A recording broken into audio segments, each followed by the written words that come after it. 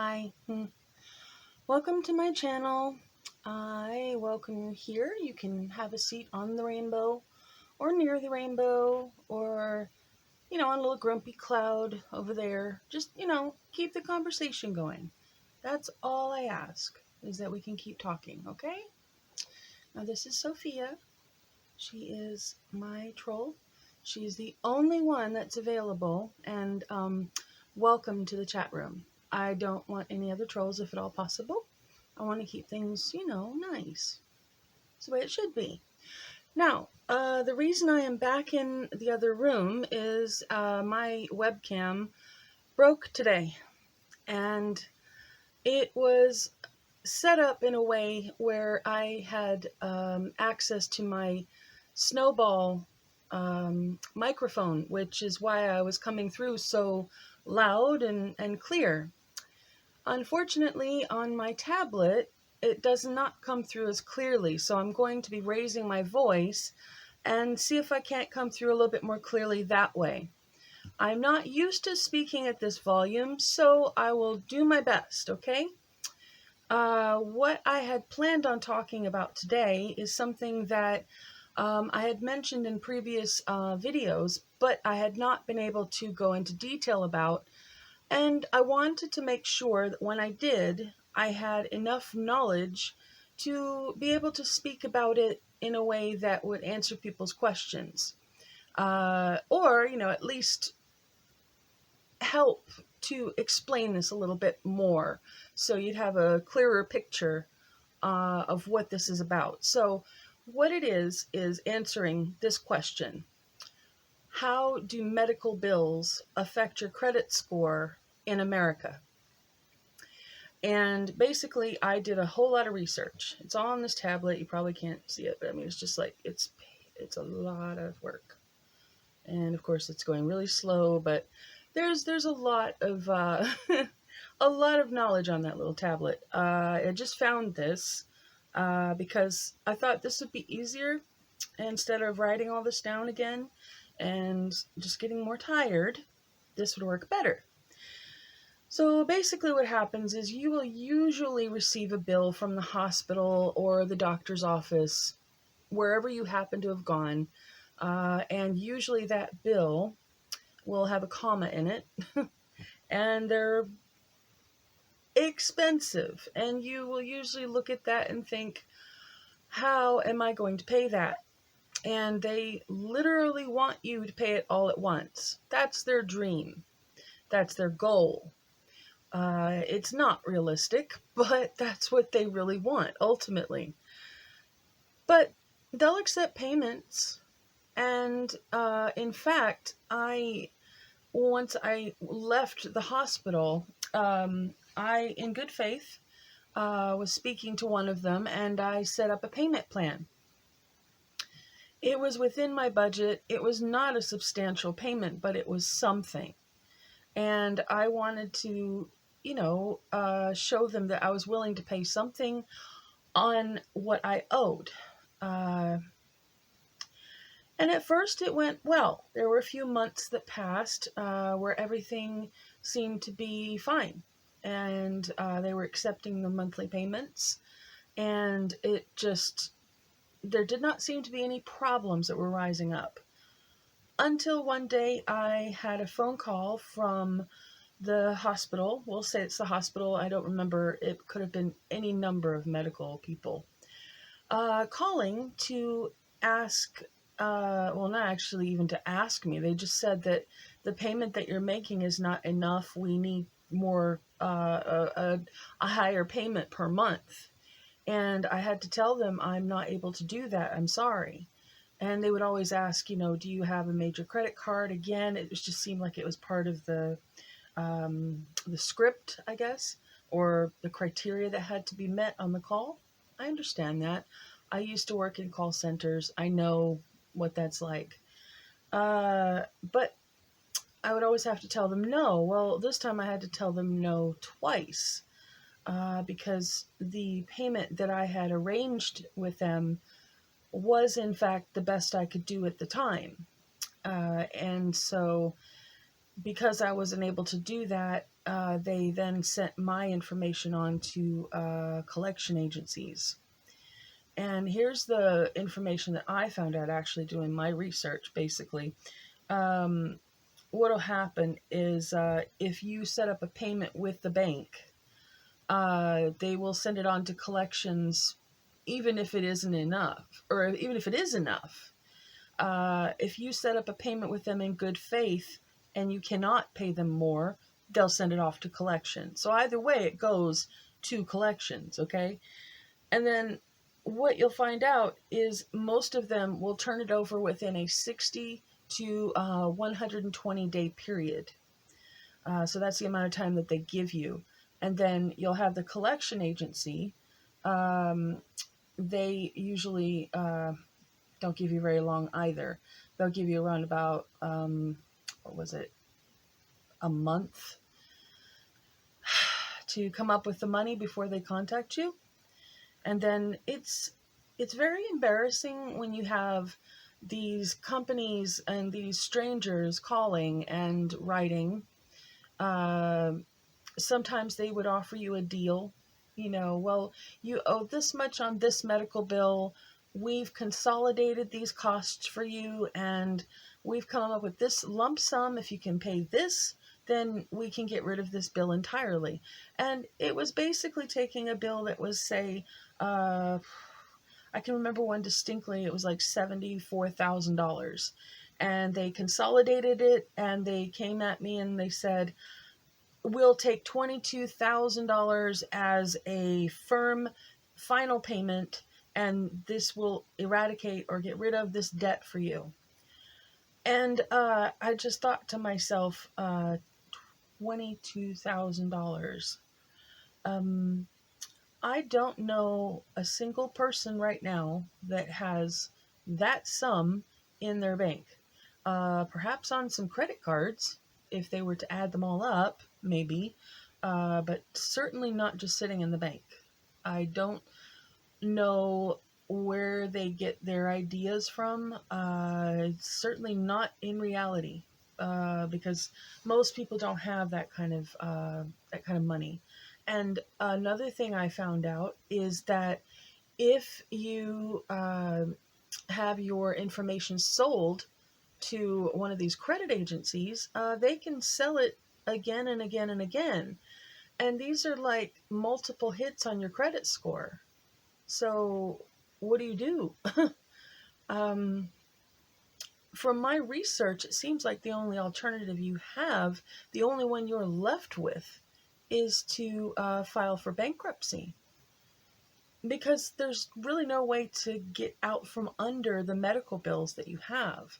Now, they did a poll, actually, the National Public Radio. And now this is it's a pretty independent, pretty decent organization that you can go get your information from. And they did a poll, and they said 44% of Americans had set up a payment plan with their hospital. Okay? 39% of them went on to be contacted by bill collectors. 5% difference there, but basically they all went on to collections. I don't know why they play that little, it seems like they're almost like extending the inevitable. It's going to go to collections. Okay, now 27% admitted that they can't afford food or heating, or sometimes the place that they live, the very roof over their head. They have to choose between paying their medical bills or keeping a roof over their head, food in their belly, and keeping themselves warm so they don't die. And I know people like this. And basically they just keep messaging you. It's like they keep hitting you over and over again. And I did the best I could to try to mitigate this problem. And it just, even though I tried to do the right thing, my bills became insurmountable. They are massive. My medical bills are massive. And another thing is, even if you do pay off your bill, it stays on your credit score for an indeterminate amount of time, unless you can dispute it to try to get it off of there sooner. But there's really no set time. It just kind of comes off eventually. But if you think having health insurance makes it easier, 40% of Americans, according to this poll, are finding it difficult to pay their medical bills, even though they have health insurance and pharmacy coverage. I mean, 40%? That's a pretty substantial number if you ask me. I mean, But anyway, and then you have Experian and a few other ones. Yeah, TransUnion and Equifax. These are basically the companies that, some of the more popular ones that are used in the industry to ascertain your credit score. That's what's most often used for. And you can go there and check for your credit score as well, which, I'm sure some of us will try to do for sure. But there was a piece of advice that they gave. And I'm just going to share it with you. And you can leave your opinions at the bottom of the video. I would really like to hear what you have to say about this particular comment. It says, I have, okay. However, since there's no way to be sure which credit scoring model a lender will use to evaluate your credit worthiness, your best strategy is to never let a medical bill go to collections in the first place.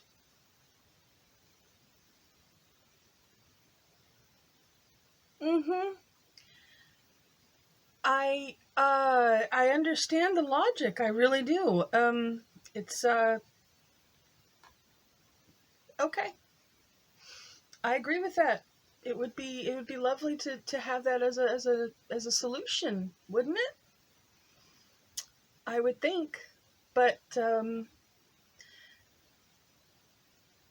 my credit is awful, and I could dearly use a little help right now because my webcam, it's going to take a little while to fix because I'm still working on the washing machine. So yeah, you might be seeing me do this a little bit more often. Hopefully I'm not shouting. Hopefully this is loud enough to be heard clearly, because I'm really trying, and I would really love to, continue connecting with you guys, because I'm very much enjoying this, and there's a lot to be learned still. And I mean, can you imagine being in America right now and having to deal with this kind of stress? Like, people that have grown up with the NHS are very fortunate. And I don't know that everybody realizes how wonderful it is. But it is an incredible service. We should all be very, very, very grateful for it. And I really believe that if you know a good nurse, or, had a good experience with a doctor, or, somebody in administration or whoever, take the time to say thank you. Even if they're in a hurry, they'll appreciate it. Believe me, if you take just that time to basically tell anybody that you appreciate them, that will help. It helps this world, a little kindness really, really is needed, because there's a lot of things going on in the world that I am seeing, and I'm a little scared about, a little nervous about, but I would like to see a kinder world. And I know that we're capable of it. I know we are. So, For my new subscribers, I am so very thankful just to have you with me on this journey as I, explore YouTube and get to know people. And I'm just really happy to be here. Um, the earrings are Syndicora. She does the greatest, jewelry. I love her stuff. And this is Killstar. I don't even get paid by them, but I love Killstar. I mean, look at them. They made this little critter. She's adorable. She's so cute. And they make all kinds of really cool clothes, and oh, it's on my wish list. But I have to wait now. I got a webcam, so I can't do that. I can't do another creature, but that's okay. I will get there eventually. So, uh, if you have any questions, you can always ask me at the bottom. I will answer as quickly as I can. If I have missed your comment, that was an accident. I will reply as soon as I can. Let's see. And again, if you happen to be LGBT or Q, like questioning, you are so welcome here. You have no idea. And if somebody gives you a hard time, I will cease communication with them and we will work it out. Okay? All right. Well, thank you so much for tuning in. I appreciate it. Please subscribe. I have a subscribe little button down there, and there's another button that lets you see everything that I put out. So if you want, if you'd be so kind, that would be really cool. Click on that button too. So yeah. And underneath that, I have included some links to things that I do, like some of my artwork, and my Twitter, and I don't know, I'm just trying to put everything together, and a blog as well. Not You don't really have to follow the blog, but the blog is going to be there just in case there's some a message that I want to get to you, say anything happens and I can't contact you any other way. You never know. I always thought it was a really good idea. Make sure you have as many lines of communication open as possible.